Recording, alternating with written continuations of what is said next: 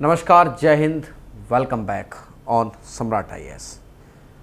हम सभी लोग ज्योग्राफी की क्लास पढ़ रहे हैं और कल मैंने आपको पूरी तरीके से अक्षांशीय और देशांतरीय विस्तार क्या क्या होते हैं, क्या क्या उस पर क्वेश्चन बन सकते हैं, मैंने कल आपको सारे डिस्कस कर दिए थे। मुझे आपसे ये उम्मीद है कि केवल आप नोट्स बनाते चलें, बाकी सब जो होगा देखा जाएगा।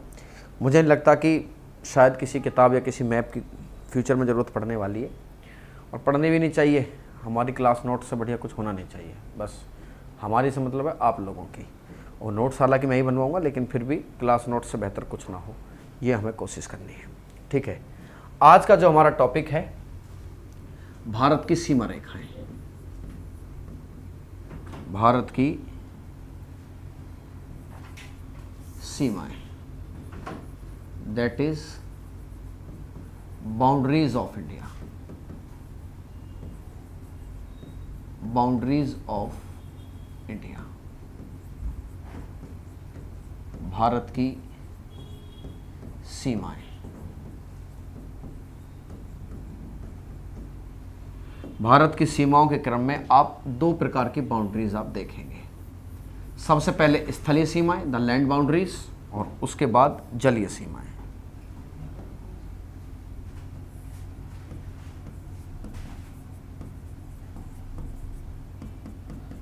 स्थलीय सीमाएं, जिन्हें आप क्या कहते हैं, द लैंड बाउंड्रीज, और उसके बाद आप देखेंगे जलीय सीमाएं, वाटर बाउंड्री।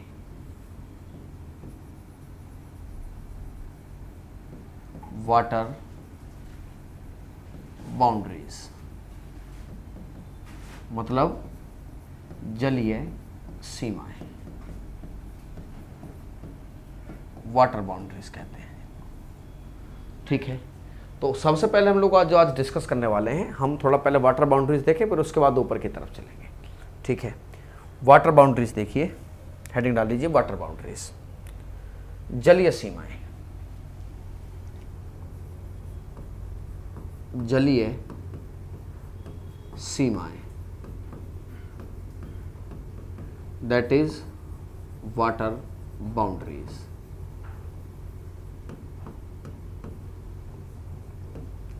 देखिए, इसमें भारत की कोस्टलाइन और आइलैंड्स को भी शामिल किया जाता है। आइलैंड्स को भी क्या किया जाता है, शामिल। और इस हिसाब से अप्रोक्स 7516 किलोमीटर लंबी ये बाउंड्री बनती है। कितनी? 7516 किलोमीटर की क्या है ये बाउंड्री। कैसी बाउंड्री बनती है? 7516 किलोमीटर की। इसमें क्या है? इसमें शामिल हैं स्तंभ महाद्वीप, और इसमें शामिल हैं हमारी जो कोस्ट लाइन है। क्या है? Coastline. ये दोनों ही चीज़ इसमें क्या होती हैं, सरकार, शामिल होती हैं। जैसे भारत की तटीय सीमा को देखा जाए,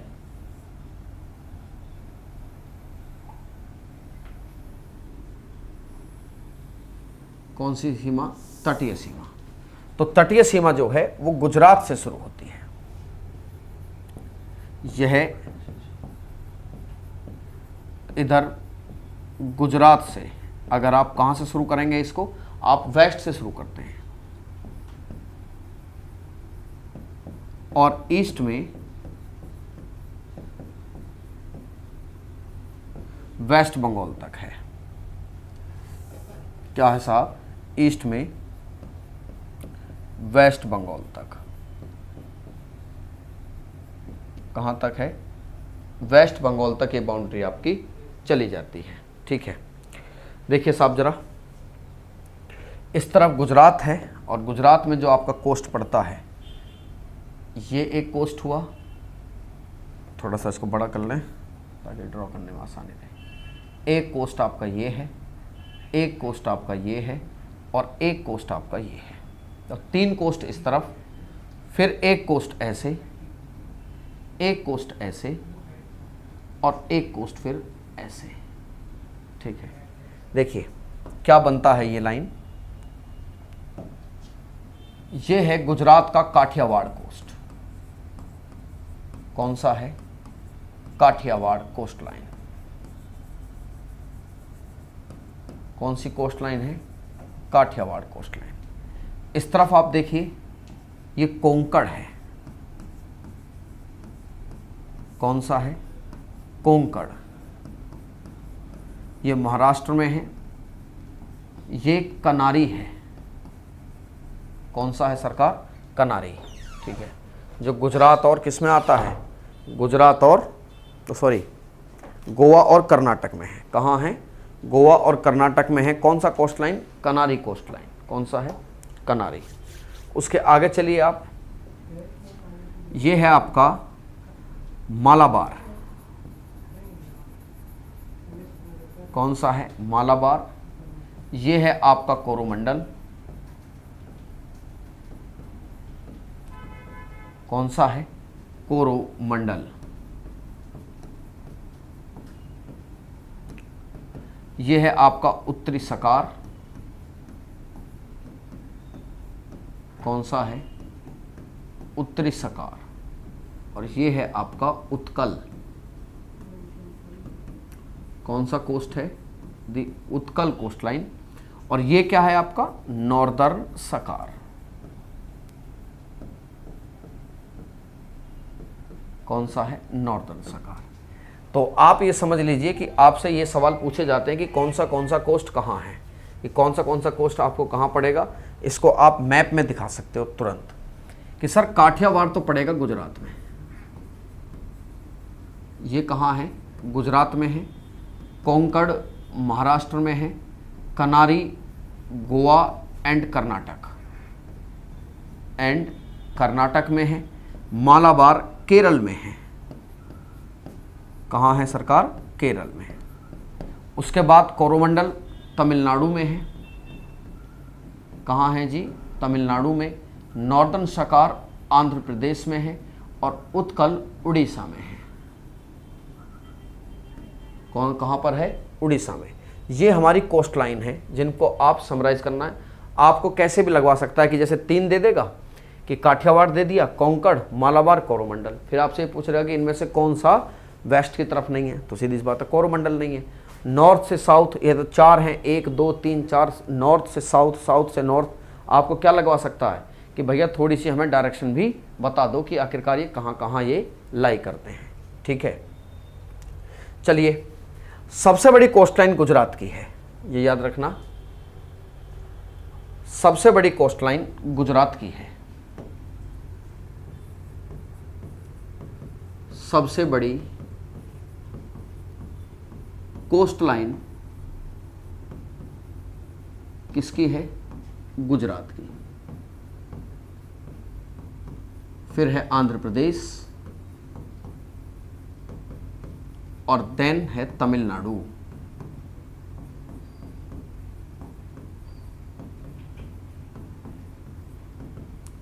कौन सा है जी? तमिलनाडु। और सबसे कम कोस्टलाइन, सबसे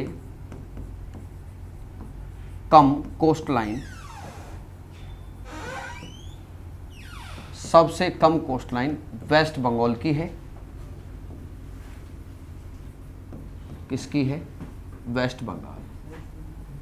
लगभग 157 किलोमीटर। कुछ बच्चे यहाँ गोवा को लेकर भी कंफ्यूज होते हैं कि कहीं गोवा तो नहीं है, तो भैया गोवा की है 160 किलोमीटर। कितनी है? 160। और वेस्ट बंगाल की है 157 पॉइंट में कुछ करके है। ठीक है, नहीं समझ में आई?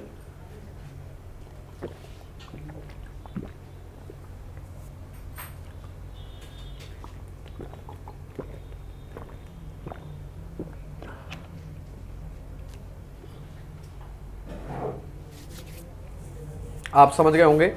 ठीक है, तो सबसे कम कोस्टलाइन किसकी है? वेस्ट बंगाल की। और फिर दूसरे नंबर पर आता है गोवा। दूसरे पर कौन सा आता है? Goa 160 kilometre.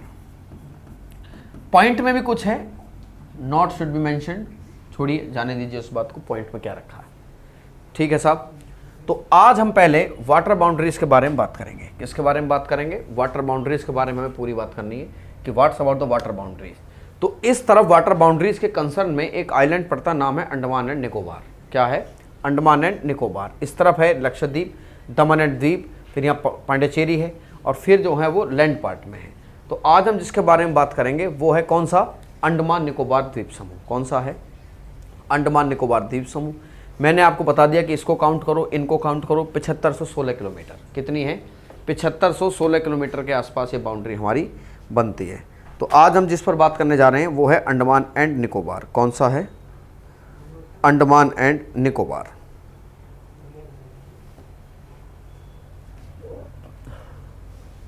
Andaman and Nicobar island. Andaman एवं निकोबार। अब आप कहोगे जी आपने अलग अलग लिखा है, तो सही बात है, अंडमान अलग है और निकोबार अलग है। Andaman and Nicobar island. कौन सा है? Andaman and Nicobar island. देखिए, भारत के पास लगभग 615 आइलैंड हैं। कितने हैं? लगभग 615 आइलैंड। इसमें से 572 बे ऑफ बंगाल में है। कहाँ है? 572 बे ऑफ बंगाल में लोकेटेड हैं। बंगाल की खाड़ी में कितने महाद्वीप हैं? 572। वैसे देखा जाए तो कितने हैं? लगभग 615, और 572 कहाँ हैं? 572 आपके बंगाल की खाड़ी में है। ठीक है। यहां पर इरावदी नदी का मुहाना है। म्यांमार की एक नदी है इरावदी। इरावदी नदी के मुहाना, ये कौन सी जगह है सरकार? ये इरावदी रिवर है। कौन सी river? Irrawaddy river.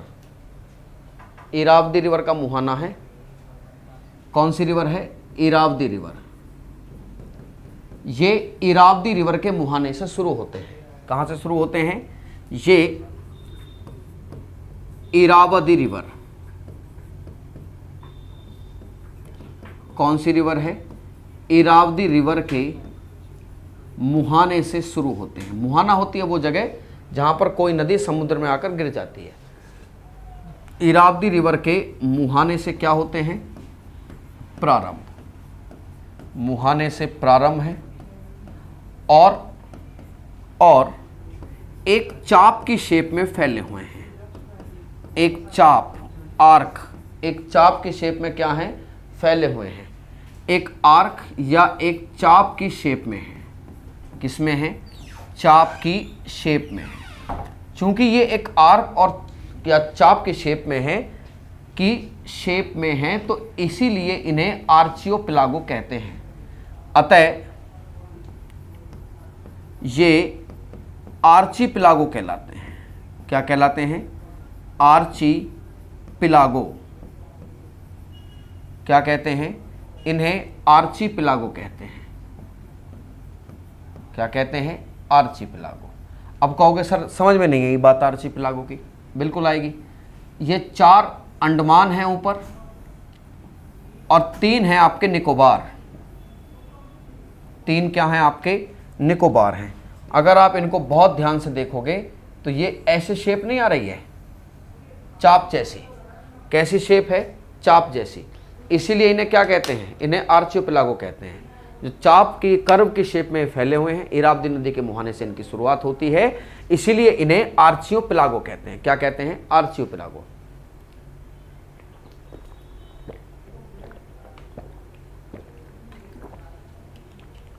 Myanmar, Philippines etcetera, ये भी एक आर्चियोपेलागो है। क्या है? तो अंडमान निकोबार क्या बन गया? अंडमान निकोबार एक आर्चियोपेलागो है। क्या है? एक आर्चियोपेलागो। आर्चियोपेलागो है। और ये जो आर्चियोपेलागो है, दुनिया का सबसे बड़ा आर्चियोपेलागो मलाया आर्चियोपेलागो है। क्या है साहब? सबसे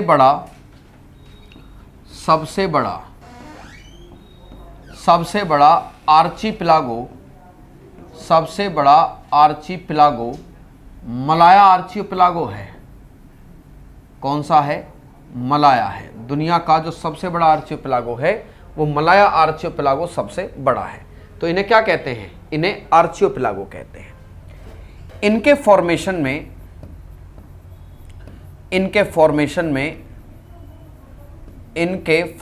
में हिमालय और प्लेट टेक्टोनिक्स का योगदान है। हिमालय और प्लेट टेक्टोनिक का योगदान है। हिमालय और प्लेट टेक्टोनिक का योगदान है। किसका योगदान है? प्लेट टेक्टोनिक का योगदान है। कैसे? देखिए, जो हिमालय पानी के नीचे उठा, क्योंकि हिमालय तो जमीन और पानी दोनों पर उठा ना, तो पानी के नीचे से उठते हुए इस हिमालय ने, ये बहुत ज़्यादा ऊंचा नहीं उठा, तो पानी के ऊपर ये दिखने लगा। क्या दिखने लगा? पानी के ऊपर। ये नीचे वाला हिस्सा आपका पानी है, तो ये पानी के जब ऊपर ये दिखने लगा है इस तरीके से, तो ये क्या बन गया? इसी को बोलते हैं हम अंडमान एंड निकोबार। क्या कहते हैं? अंडमान एंड निकोबार, इसी को कहते हैं। ये रहा अंडमान एंड निकोबार। क्या कहते हैं? अंडमान एंड निकोबार। ये हिमालय का हिस्सा है। क्या कहलाता है ये? अंडमान और निकोबार। क्या कहलाता है सरकार? ये अंडमान और निकोबार है।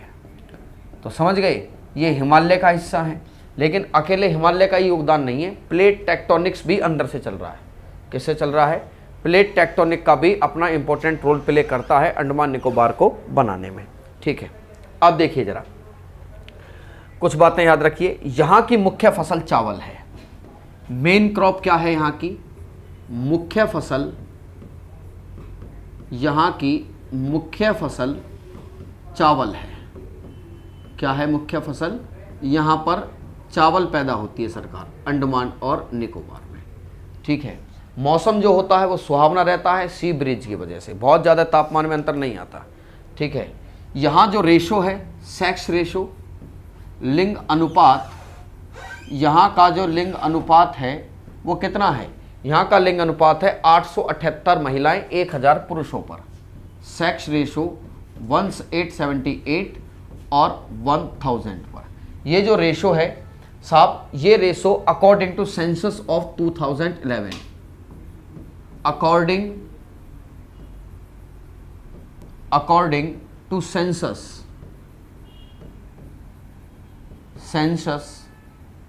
ऑफ 2011 के जनसंख्या के अनुसार ये यहाँ का सेक्स रेशो था। और लिटरेसी रेट जो है, साक्षरता दर यहाँ की देखी जाए, साक्षरता दर है यहाँ पर 86.2%। 86.2%।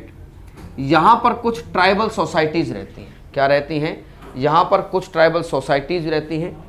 यहाँ पर आपको ट्राइबल सोसाइटीज़ देखने को मिलेंगी।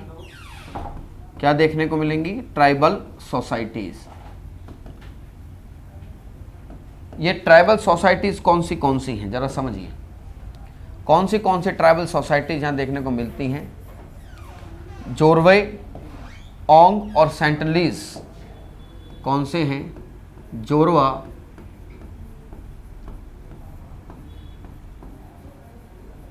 जारवा, ओंग्स और सेंटिनलीज। ये तो चर्चाओं में बहुत रही थी। वो एक अमेरिका का आदमी था, बाइबल लेके चला गया था कि मैं इनको धर्म में कन्वर्ट करूंगा, इनको धर्म की बातें सिखाऊंगा। फिर हुआ क्या सब जानते हो, वापस नहीं आ पाए महाराज फिर कभी। ठीक है, नहीं समझ में आई? यहाँ पर क्या है? यहाँ पर कुछ ट्राइबल सोसाइटीज़ भी यहाँ पर रहती हैं।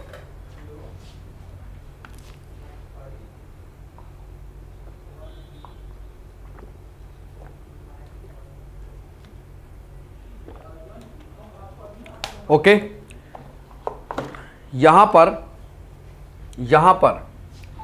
एक बहुत खतरनाक केकड़ा पाया जाता है। वो केकड़ा नारियल के पेड़ पर चढ़ जाता है और नारियल का अंदर वाला हिस्सा खा जाता है। यहीं पर एक केकड़ा, रॉबर्स क्रेब, क्या पाया जाता है? Robbers crab. भाई साहब ये केकड़ा क्या है? ये इंसान ज़्यादा खतरनाक है। ये किसे खा जाता है? ये नारियल को फोड़कर खा जाता है। यह नारियल को खा जाता है। किसको खा जाता है? ये नारियल को भी खा जाता है। रॉबर्स क्रेब नारियल को भी खा जाता है। इंग्लिश भी अजीब लैंग्वेज है। अच्छा, किसको खा जाता है? ये नारियल को खा जाता है।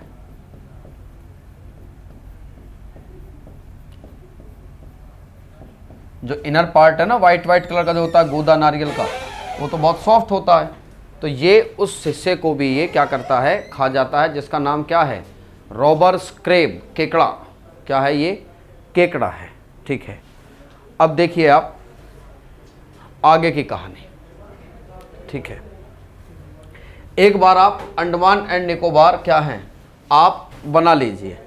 ठीक है, अंडमान निकोबार आप बना लो एक बार, ताकि आपको सारी कहानी क्लियर हो जाए, कहाँ कहाँ क्या क्या मसला है, तब जाके बात समझ में आएगी।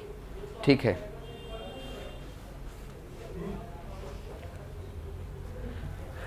देखिए हम अंडमान निकोबार बना रहे हैं।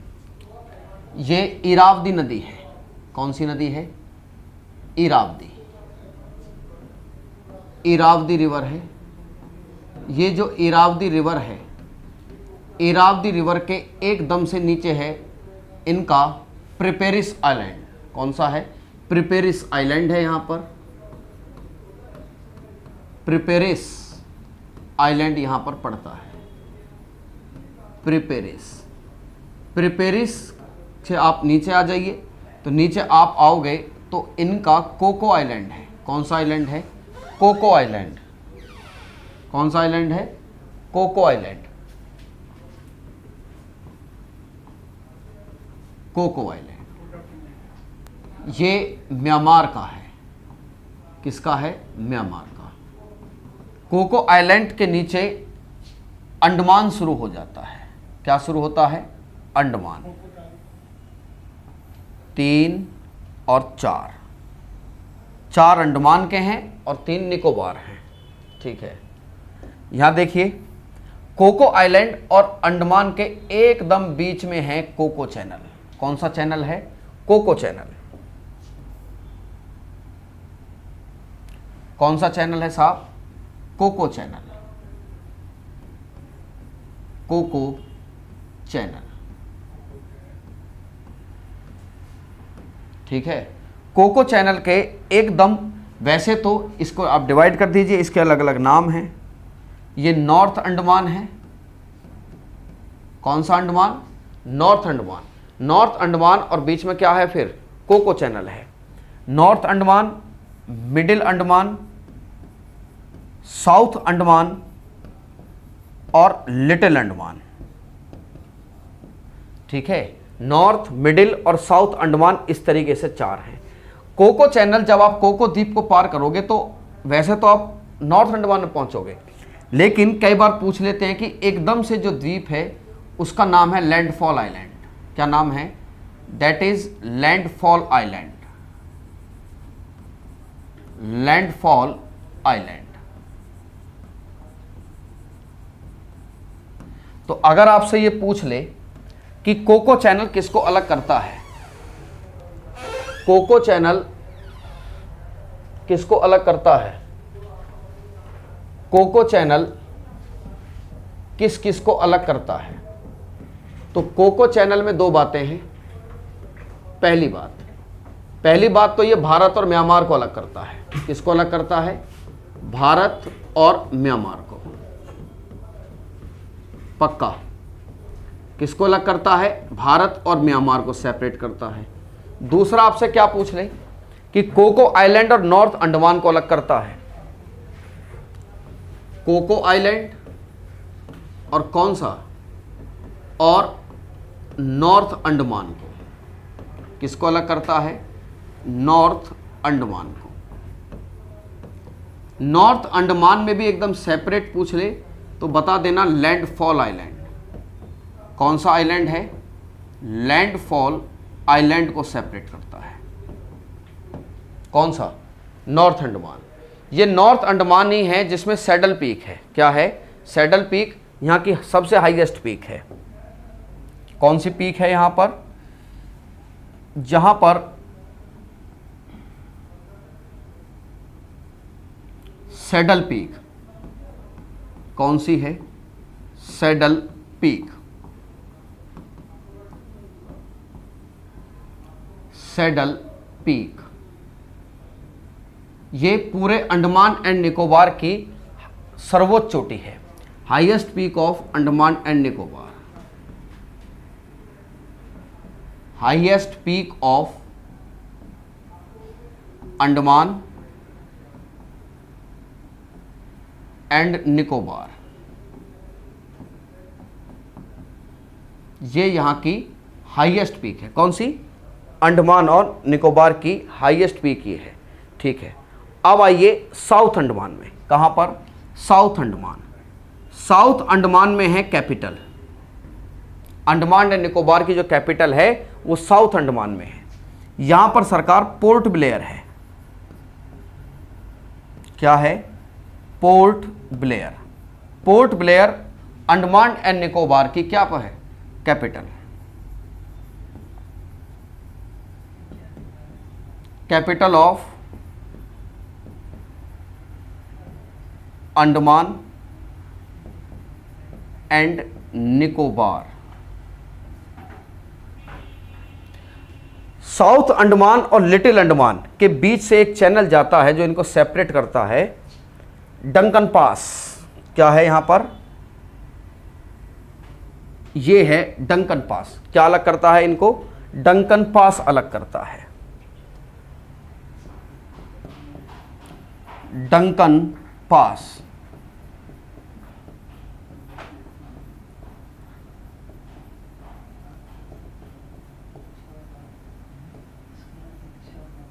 कौन सा करता है? Duncan pass. उसके बाद नीचे है लिटिल अंडमान। कौन सा है? Little Andaman. Little north, middle, south और लिटिल, इसके नीचे शुरू होता है निकोबार। क्या शुरू होता है? निकोबार। तो अंडमान और निकोबार को जो अलग करता है वो है ग्रेट चैनल। कौन सा चैनल है? Sorry, 10 degree channel. कौन चैनल? 10 डिग्री।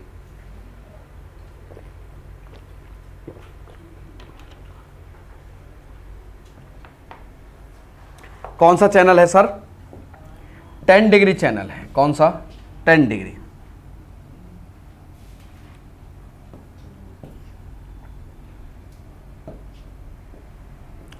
ये है 10 डिग्री चैनल। कौन सा चैनल है सरकार? 10 डिग्री। तो 10 डिग्री से नीचे निकोबार शुरू होता है। क्या शुरू होता है? निकोबार। ठीक है, तो उत्तरी अंडमान, मध्य अंडमान, दक्षिणी अंडमान, लिटिल अंडमान। यहां पर लैंडफॉल, यहां पर सैडल पीक, यहां पर है पोर्ट ब्लेयर। एक चीज और याद रखना, नॉर्थ अंडमान के पास है नारकोंडम। कौन सा है? नारकोंडम वोल्केनो या आइलैंड। प्लेट टेक्टोनिक्स की जगह पर वोल्केनिज्म होने के चांस सबसे ज्यादा रहते ही हैं। अब कब होगा ये कोई नहीं जान सकता। क्या है यहां पर? नारकोंडम वोल्केनो या नारकोंडम आइलैंड। लेकिन याद रखिए कि ये एक्टिव नहीं है, ये नॉट एक्टिव। ये क्या नहीं है? ये किसी प्रकार से एक्टिव नहीं है। यहां जो मिडिल अंडमान है इसके एकदम पास में पड़ता है बैरन आइलैंड। कौन सा है? बैरन आइलैंड। ये जो बैरन आइलैंड है, ये भी इसको भी समझिए कि ये भी एक वोल्केनिक नेचर वाला आइलैंड है। लेकिन 26 दिसंबर 2004 के बाद 2004 के बाद इसमें एक्टिव होने के फ्यूचर आ गए हैं। इसमें क्या आ गए हैं? एक्टिव होने के फीचर। ये अब कुछ एक्टिव दिखाई देता है। ठीक है, बैरन आइलैंड पहले एक्टिव नहीं था, लेकिन ये क्या हो गया है? 26 दिसंबर 2004 के बाद ये एकदम से एक्टिव हो गया है। समझ लीजिए, इरावदी नदी के मुहाने से एकदम नीचे है प्रेपेरिस आइलैंड। कौन सा आइलैंड है? प्रेपेरिस आइलैंड। ये जो प्रेपेरिस आइलैंड है इसके नीचे से शुरू होता है आपका क्या? Cocoa island. ये म्यांमार का है कोको आइलैंड, और नॉर्थ अंडमान को अलग करता है कौन सा? Coco channel. कौन सा चैनल? Coco channel. लेकिन याद रखिए कि एकदम से ऊपर पूछ ले तो ये फिर लैंडफॉल आइलैंड है। कौन सा है? लैंडफॉल। ये अंडमान निकोबार का ही पार्ट है। उसके नीचे है मिडिल अंडमान, जिसके एकदम ईस्ट में आता है बैरन आइलैंड। कौन सा आइलैंड है? बैरन आइलैंड। ये वोल्केनिक नेचर का है, पहले नहीं था, लेकिन 26 दिसंबर 2004 के बाद जो टेक्टोनिक्स हुई बर्मन और इंडियन प्लेट के बीच में, ये तुरंत एकदम से फिर क्या है? एक्टिव होने के फीचर्स इसमें आ गए हैं। नीचे है साउथ अंडमान, जहां पर इसकी कैपिटल है, जिसे क्या कहते हैं? Port Blair. कौन सी कैपिटल है? Port Blair. अब देखिए, साउथ अंडमान को लिटिल अंडमान से अलग करता है डंकन पास। कौन सा पास? Duncan pass. फिर लिटिल अंडमान, और इसके नीचे क्या है? इसके नीचे निकोबार है। क्या है? निकोबार। और अलग करता है 10 डिग्री चैनल। कल की क्लास में या नेक्स्ट क्लास में हम डिस्कस करेंगे क्या? निकोबार और लक्षद्वीप आइलैंड। कौन सा आइलैंड? लक्षद्वीप आइलैंड। अब पूछोगे सेंट्रलीज कहाँ है, तो सेंट्रलीज जो है वो किस तरफ है? वेस्ट की तरफ है अंडमान के।